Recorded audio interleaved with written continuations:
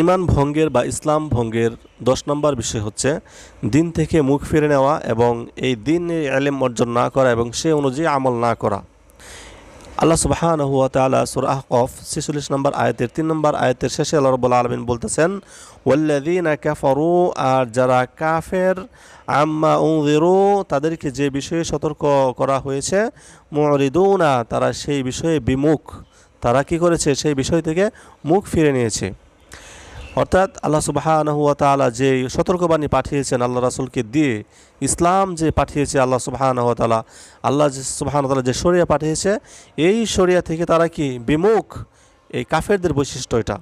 এরপর আল্লাহ রাব্বুল আলামিন বলতেছেন সূরা আস-সাজদা 22 নম্বর আয়াতে, ওয়ামান আযলামু মিম্মান যুক্কিরা বিআয়াতি রাব্বিহি, তার চাইতে আর বড় জালেম কে, যাকে মিম্মান যুক্কিরা, যাকে উপদেশ দেওয়া হয়, বিআয়াতি রাব্বিহি, আল্লাহ সুবহানাহু ওয়া তাআলা তার রব্বিহি মানে তার রব, তার রবের আয়াত দ্বারা যাকে কি করা হয়, নসিহা করা হয়, উপদেশ দেওয়া হয়, থুম্মা আ'রাদা আনহা, অতঃপর সে এই নসিহা থেকে মুখ ফিরে নেয়।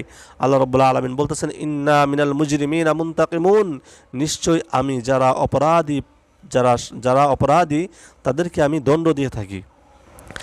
দিন থেকে বিমুখ হওয়া যা ইসলাম ভঙ্গের বিষয়, আর তা হচ্ছে দিনের মৌলিক যে বিষয় রয়েছে, এই দিনের মৌলিক বিষয় না জানা, দিনের এমন মৌলিক বিষয় না জানা যা মূলত একজন ব্যক্তিকে মুসলিমে পরিণত করে। অর্থাৎ একজন ব্যক্তি যদি এমন বিষয় না জানে যেই বিষয়টা জানার মাধ্যমে সে মুসলিম হয়, কিন্তু যদি দিনের বিস্তৃত বিষয় সে না জানে তাহলে সমস্যা হবে না, তাহলে তার ইমান ভঙ্গ হবে না। কারণ হচ্ছে যে দিনের বিস্তৃত বিষয় জানতে হলে তাকে আলেম হতে হবে, কারণ আলেম হওয়া ছাড়া দিনের বিস্তৃত বিষয়, ফিকহি বিষয় জানবে না। কিন্তু এমন বিষয় থেকে যদি বিমুখ থাকে যেই বিষয়টার কারণে সে মুসলিম হয়, তার ইমানের সাথে সম্পৃক্ত। এখন কোনো ব্যক্তি জানে না যে আল্লাহ যে এক, এটা সে জানে না, ঠিক আছে, আল্লাহ ছাড়া কোনো ইলাহা নাই, এটাও সে বুঝে না। এই যে তার বিমুখতা, আল্লাহ সম্পর্কে তার কোনো ইলম নেই, ইসলাম বিষয়ে সে কিছুই জানে না, ইসলামে প্রবেশ করলে তার সালাত আদায় করতে হবে, এটাও সে জানে না। এই যে না জানাটা যখন তার বিমুখতার কারণ হবে, তখন এটা হচ্ছে কি ইমান ভঙ্গের একটা কারণ। শাইখ সুলাইমান বিন সাহমান রাহিমাহুল্লাহ তিনি বলেছেন যে মানুষ কাফের হয় না যতক্ষণ পর্যন্ত না সে দিনের কেবলমাত্র ওয়াজিব ও মুস্তাহাব বিষয় ছাড়া ওই সমস্ত মৌলিক বিষয় থেকে মুখ ফিরিয়ে নেবে যা অর্জনের মাধ্যমে একজন ব্যক্তি মুসলিম হয়। এটা হচ্ছে কি শাইখ সুলাইমান বিন সাহমান রাহিমাহুল্লাহর বক্তব্য। অর্থাৎ শাইখের যে উক্তিটি রয়েছে ওয়াজিব এবং মুস্তাহাব বিষয় পরিত্যাগ করা, এর অর্থ হচ্ছে কিছু ওয়াজিব পরিত্যাগ করা যা পাপ, কিন্তু এগুলি কুফরি নয়। তবে ব্যাপকভাবে কোনো ইবাদত একেবারেই পরিত্যাগ করা আবার বোঝানো হয় না।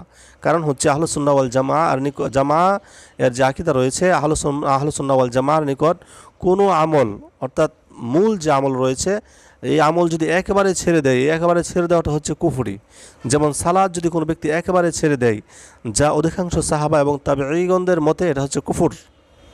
আল্লামা ইবনুল কাইয়িম রাহিমাহুল্লাহ তিনি মাদারিজুস সালিকিন গ্রন্থে বলেন যে কুফর আকবার 5 প্রকার। অতঃপর তিনি তা উল্লেখ করেন এবং বলেন, আর দিন হতে বিমুখতার কুফরি হয়ে থাকে শোনার মাধ্যমে এবং বলার মাধ্যমে, আর তা হলো তাকে সত্যায়ন বা মিথ্যা না বলা, অথবা ভালোবাসা কিংবা শত্রুতা কিছুই না করা, এবং তিনি সুস্পষ্ট যে বিধান নিয়ে এসেছেন, অর্থাৎ আল্লাহ রাসূল সাল্লাল্লাহু আলাইহি ওয়াসাল্লাম, এবং তিনি সুস্পষ্ট যে বিধান নিয়ে এসেছেন তার দিকে আকৃষ্ট না হওয়া। এই দিন থেকে এমন বিমুখতার বর্ণনা তোমার কাছে বর্তমান ও অতীতের অসংখ্য কবর পূজারীদের ব্যাপারে বিধান স্পষ্ট করে দিবে। তারা রাসূল সাল্লাল্লাহু আলাইহি ওয়াসাল্লামের আনিত দিন থেকে তাদের কান এবং অন্তর পুরোপুরি সরিয়ে নিয়েছে। ফলে উপদেশদাতা এবং সত্য পথ প্রদর্শনকারীর নসিহা বা দিক নির্দেশনার প্রতি তারা কোনো ভ্রুক্ষেপই করে না। এরাই দিন বিমুখ কুফফারদের জ্বলন্ত উদাহরণ। এই হচ্ছে ইমাম ইবনুল কাইয়িম রাহিমাহুল্লাহ এর বক্তব্য। অর্থাৎ যারা দিন থেকে একদম মুখ ফিরিয়ে নেয় এবং তারা এমনভাবে মুখ ফিরিয়ে নিয়েছে যে তারা দিনের মৌলিক বিষয়গুলিও তারা জানার প্রয়োজন মনে করে না, তাহলে এই ব্যক্তির ইমান ভেঙে গেছে, এই ব্যক্তি হচ্ছে কুফর, এই ব্যক্তির অবস্থাটা হচ্ছে সে কাফির হয়ে যাবে।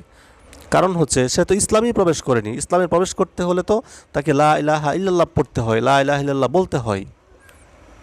সে যদিও লা ইলাহা ইল্লাল্লাহ পড়েছে, কিন্তু একে কখনো সত্যায়ন করেনি, বাস্তবে কখনো রূপ দেয় নাই। কারণ আমরা জানি ইমান হচ্ছে যে মুখে স্বীকৃতি দেওয়া, অন্তর বিশ্বাস করা এবং বাস্তবে আমল করা। এই তিনটা সমন্বয় হচ্ছে ইমান। কোনো ব্যক্তি যদি একটাকে পরিত্যাগ করে তাহলে এই ব্যক্তির ইমান শুদ্ধ হবে না, এই ব্যক্তি ইমানদারই হবে না। আর এখানে একটা বিষয় আছে, সেটা হচ্ছে যে অনেক সাহাবী আছে যারা, অনেকে এটা দলিল নিয়ে আসে যে অনেক সাহাবী আছে যারা ইমান এনেছে, ইমান আনার পরে তারা কি জিহাদে গিয়ে মারা গেছে, শহীদ হয়ে গেছে, তারা তো কোনো আমলই করেনি, নামাজ পড়েনি, রোজা করেনি, হজ করেনি। এখানে বিষয়টা হচ্ছে এই যে তারা দলিলটা নিয়ে আসছে, এটা হচ্ছে একটা ধোঁকা এবং প্রতারণা। কারণ হচ্ছে এখানে এখানে তারা বলতেছে তারা কোনো আমল, সেই সাহাবী কোনো আমলই করেনি।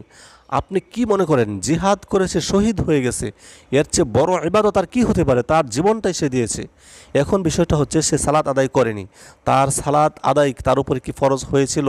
অন্য অক্ত কি তার উপরে এসেছিল যে তখন সে সালাত আদায় করেনি? এখন ধরেন সে সকাল 10টায় সে ইসলাম গ্রহণ করেছে, 11টায় সে নিহত হয়েছে, সে শহীদ হয়েছে, তার উপরে তো ফরজই হয়নি সালাত। তাহলে তারা এসব দলিল কেন নিয়ে আসে? বলতেছে হজ করেনি তারা, হজ সে কীভাবে করবে? তার উপরে তো হজের বিধান এখনও আসেনি, সেই সুযোগ তো এখনও হয়নি। অতএব এসব দলিল হচ্ছে ফাসেদ দলিল, এসব দলিল হচ্ছে বাতিল দলিল, এসব দলিল কখনো গ্রহণ করা হয় না।